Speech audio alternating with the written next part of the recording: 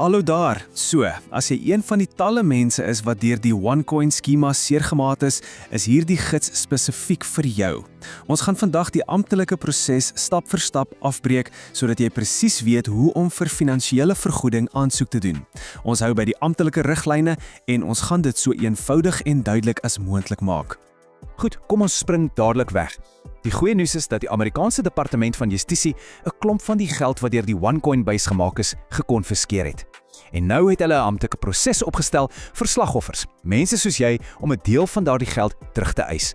Dis jou kans om aansoek te doen. OK, om seker te maak jy raak nie oorweldig nie, het ons alles in 5 maklike hanteerbare stappe opgedeel. Eers gaan ons vinnig kyk presies wat hierdie remissie is. Dan, watse bewyse jy nodig het, hoe om jou verlies uit te werk en natuurlik hoe om daai vorm in te vul.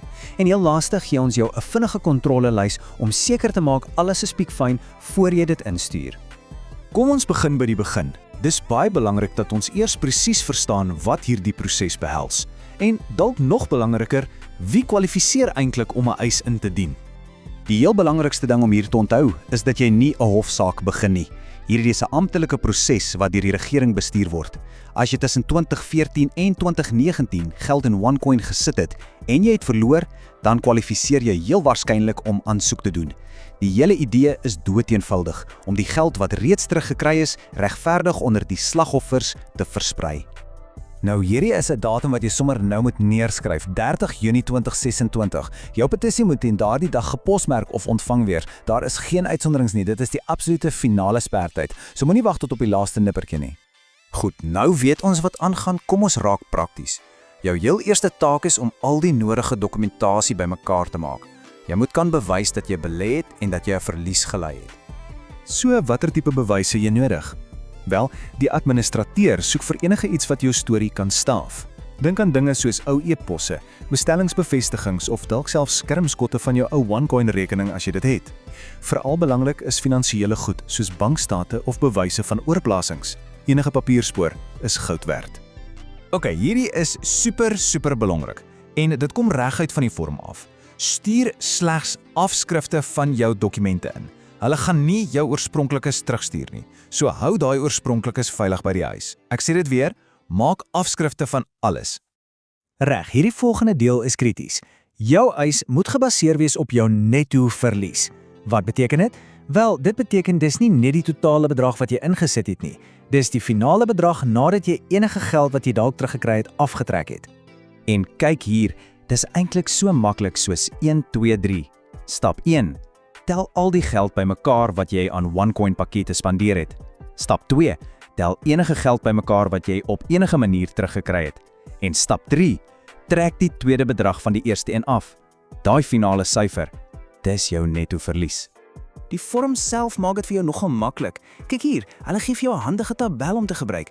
Gebruik hierdie deel om elke enkele aankoop chronologies te lys. Sit die datum in, die bedrag en watter geldeenheid jy gebruik het. Dit skep 'n mooi, duidelike prentjie vir die administrators. Nou, dis belangrik om te verstaan wat presies 'n herwinning is. Dis letterlik enige geld wat teruggekom het na jou toe. Dalk het jy van jou OneCoin verkoop. Dalk het jy kommissie verdien deur ander mense te werf. Of miskien het jy 'n uitbetaling van versekering gekry. Jy moet eerlik wees oor alles om daai netto verlies akkuraat te bereken. Reg, ons het die bewyse, ons het die berekening, nou gaan ons alles bymekaar sit. Ons gaan nou kyk na die invul van die vorm self en ons gaan fokus op 'n paar plekke wat regtig jou aandag nodig het. Goed, die vorm gaan jou vra wie hierdie ding invul. As jy dit self doen, is jy die petitionaris. Dis so eenvoudig soos dit.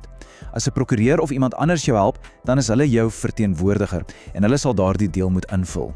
Luister nou baie mooi, want hierdie is seker die ernstigste deel van die hele proses.